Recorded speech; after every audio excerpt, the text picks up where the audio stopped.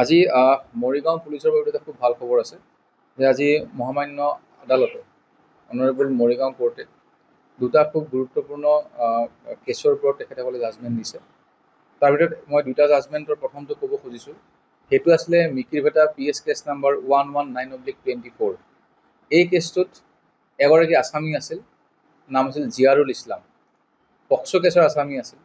আৰু সেই জিয়াৰুল ইছলাম আমাৰ আয়ু প্ৰণৱ শইকীয়া তেওঁ এৰেষ্ট কৰি পেলাই তেওঁক মানে জুডিচিয়েল কাষ্টডিত পঠাইছিলে। কিন্তু এই কেছটো তদন্ত হৈ থাকোঁতেই আপোনালোকে জানে চাগে মৰিগাঁৱত জেল ব্ৰেকিঙৰ এটা ঘটনা হৈছিলে। মৰিগাঁৱৰ জেলৰ পৰা 5জন কয়দী পলাইছিলে, তাৰ ভিতৰত এই জিয়াৰুল ইছলামো তাত আছিল। আৰু পৰৱৰ্তী পৰ্যায়ত মৰিগাঁও পুলিচে জিয়াৰুল ইছলামক অন্ধ্ৰপ্ৰদেশ পুলিচৰ সহযোগত আমি তাত গ্ৰেপ্তাৰ কৰিবলৈ সক্ষম হৈছিলোঁ। আৰু আনি পেলাই আমি অন্য এটা কেছত তেওঁৰ এগেইনষ্টত আমি চাৰ্জশ্বীট মাৰিছিলোঁ। তো আজি অনাৰেবল পক্সো কোৰ্টে এই জিয়াৰুল ইছলামৰ এগেইনষ্টত যিটো কেছ চলি আছিল তাৰ আজি জাজমেণ্ট দিলে। আৰু তেওঁক কেইবাটাও তেওঁ হেৰিত দোষী সাব্যস্ত কৰিছে ধাৰাত।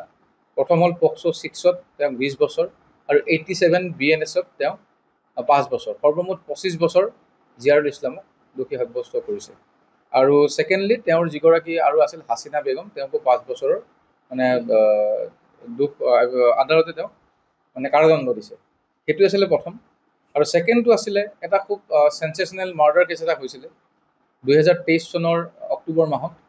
সেইটো হৈছিলে হাবি বৰঙাবাৰী মিকিৰভেটা পুলিচ ষ্টেচনৰ আণ্ডাৰত।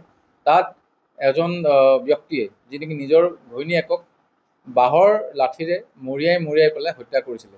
আৰু সেই সময়ত সেই এৰিয়াত সমগ্ৰ ৰাইজৰ প্ৰবল প্ৰতিবাদ হৈছিল যে আছামীক ধৰি পেলাই উপযুক্ত শাস্তি দিব লাগে। আৰু তেতিয়া মৰিগাঁও পুলিচে এই গোটেই কথাখিনি পুংখানুপুংখভাৱে তদন্ত কৰি চাইণ্টিফিক ইনভেষ্টিগেশ্যন কৰি সময়মতে ৰিপৰ্টবিলাক লৈ পেলাই সময়মতে চাৰ্জশ্বীট দাখিল কৰি পেলাই তদন্ত প্ৰক্ৰিয়া সমাপ্ত কৰিছিলে।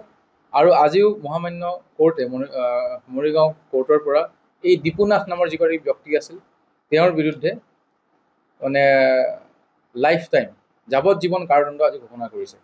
গতিকে এই কেছটো তদন্ত কৰিছিলে বিনোদ কোচ, তেওঁ এতিয়া বৰ্তমান নেলিয়াৰ IC, আৰু বাহাৰুল ইছলাম, এই দুজনে কৰিছিলে।